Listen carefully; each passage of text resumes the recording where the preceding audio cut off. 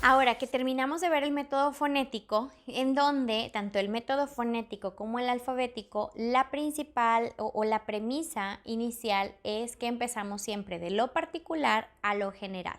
Empezamos por la unidad de cada una de las letras, ya sea enseñando el nombre de la letra o bien el sonido, y posteriormente vamos combinando estos sonidos o estas letras para producir sílabas. De las sílabas formamos palabras y posterior de las palabras, oraciones, párrafos, etc. Pero, como de las dificultades que platicamos es que una de las principales retos era cuando el niño llegaba a la etapa de la combinación de estos sonidos, que sería la formación de sílabas, que veían que el niño seguía segmentando como el a, s, a, p, a. Dijeron, ¿sabes qué? No.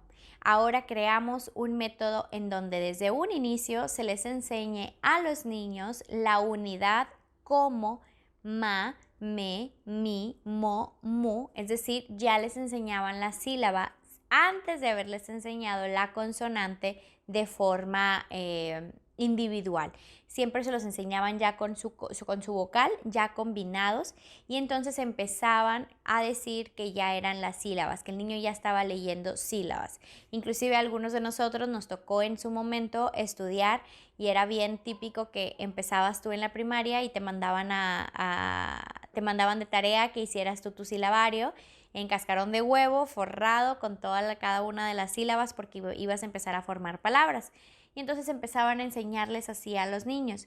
Y mucha gente, muchos de los maestros siempre creen que les están enseñando a los niños con el método silábico, porque les están enseñando las sílabas en algún momento. Pero no es así. Recordemos la diferencia entre un fonético y un alfabético versus un silábico. En el silábico yo empiezo desde la unidad de la sílaba, es decir, ma.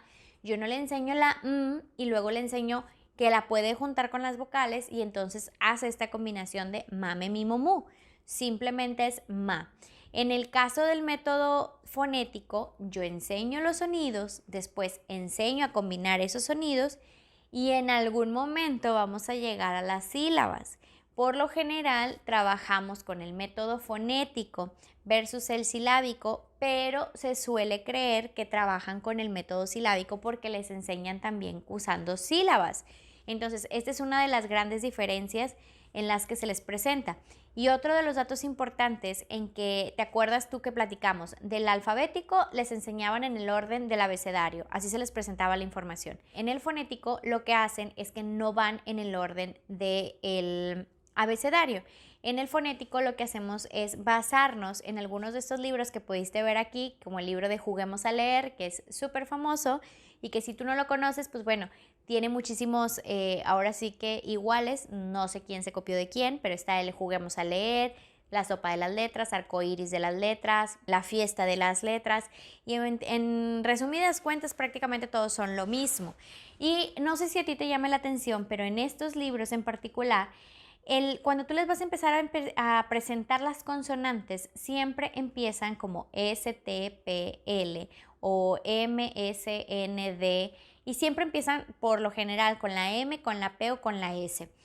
A mí cuando empezaba a estudiar esto me llamaba mucho la atención porque yo decía, pero ¿por qué les enseñan con la M? Sí, pues primero sería la B, esa sería la primera consonante en orden alfabético, pues con la primera que yo tendría que empezar. ¿Por qué tendría yo que basarme en los libros de esta manera? Y si tú te fijas al final de los libros de Jugamos a Leer, te empezarás a notar que ya vienen los grupos consonánticos como el bra, bre, bri, bro, bru, pra, pre, pri, pro, plu, la G, la combinación de la C con la R, como cra, cre, cri, cro, cru, etc. Entonces yo veía eso y yo decía, bueno, ok, se supone que esto es más fácil, tengo que seguir el orden porque el primer grado que a mí me tocó trabajar como maestra de primaria fue primero de primaria. Entonces era mi responsabilidad enseñarles a leer y escribir. Y esa era una de mis inquietudes. ¿Por qué es que tengo que empezar con la M? ¿Por qué me dicen aquí que tengo que empezar? Entonces, años más tarde, cuando yo empiezo a capacitarme mucho más en el área del lenguaje, descubro esta tabla de adquisición fonológica que tiene que ver con los sonidos que el niño va dominando desde su nacimiento. Es decir, todos conocemos que, por ejemplo, la R tiene hasta los 6 años, madurativamente hablando, para poder decirla. Y entonces, si yo empiezo a trabajar con un programa de lectura y de escritura, no empiezo a trabajar con los sonidos que probablemente por el tema de la maduración aún no diga. Y esto también nos lleva a entender por qué, si tú recuerdas que platicábamos sobre cómo el aprendizaje de la lectura y de la escritura tiene que ver con las habilidades lingüísticas, en qué tantas habilidades lingüísticas tengo yo, también repercute en mis habilidades de lectoescritura. Entonces, si yo ya domino esto, se espera que ahora pueda empezar a representarlo de forma escrita. Por eso es que dicen, ¿sabes qué? Pues la M es de los primeros sonidos que el niño empezó a decir previo al año o antes de los 2 años, por ejemplo. Entonces, si yo se lo tengo que enseñar ahora a los 5 años, quiere decir que por lo menos el niño ya ha dominado la pronunciación de estos sonidos durante 2, 3 años hacia atrás.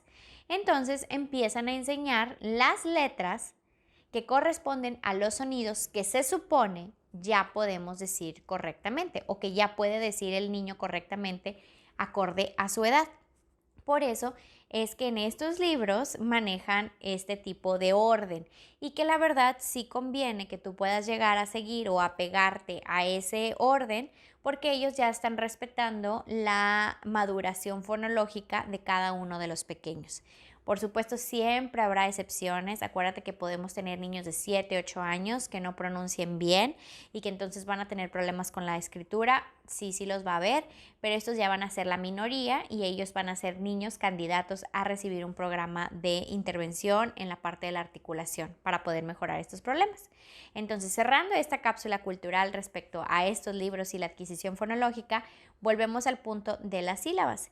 Y entonces con las sílabas dijeron, bueno, ok, resolvimos momentáneamente el problema de combinar los sonidos y de generar sílabas. Ya se las enseñó desde un principio y luego lo que hacían era que combinaban estas sílabas para formar palabras, de las palabras a las oraciones y de las oraciones igual a textos un poco ya más largos. Y posteriormente finalizaban con el aprendizaje de las letras de forma individual, una vez que ya habían dominado toda esta parte para no confundir al pequeño. Esos fueron los criterios que tomaron en cuenta para poder elaborar este método silábico. Entonces, si tú lo estás utilizando, lo más seguro es que estés utilizando el método fonético, que eventualmente llegues a las sílabas, pero no que empieces desde un principio de las sílabas.